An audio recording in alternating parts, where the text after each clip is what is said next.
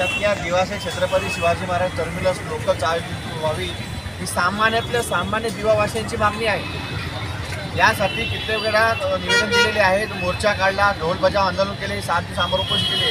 यानंतरही प्रशासन याकडे लक्ष द्यायला तयार नाही। यासाठी समाजसेविका अश्विनी केंद्रे यांनी गेले 18 दिवस येथे धरणे आंदोलन देत आहेत आणि तरीही कोणी लक्ष द्यायला तयार नाही। यामुळे वंचित बहुजन आघाडीच्या मार्फत पाठिंबा देऊन, फक्त पाठिंबाच नाही तर याच्या माध्यमातून वंचित बहुजन आघाडीचे कल्याणक्रमीचे उमेदवार जे होते ते विकास शिंदे हे आमरण उपोषणाला बसले आहेत। आता हे जर एक महिला असून 18 दिवस जर रस्त्यावर आंदोलन करत असेल आणि जर विकास शिंदेसारखे व्यक्तिमत्व जर इथे आमरण उपोषण करत असेल आणि तरीही कोणी याची दखल घेत नाही तर ते खूप मोठं दुर्दैव म्हणावं लागेल।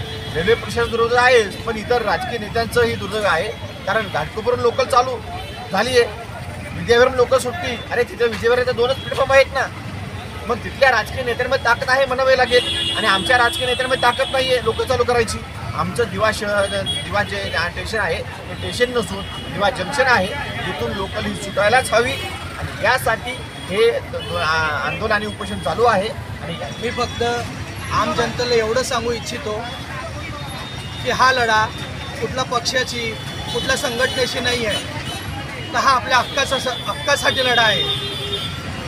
हा लढा आपला रेल्वे प्रशासनाशी आहे। तर माझी सगळ्या माता भगिनींना बंधूंना हात जोडून नम्रतेची विनंती आहे की आपली गरज दाखवण्यासाठी, आपली ताकद दाखवण्यासाठी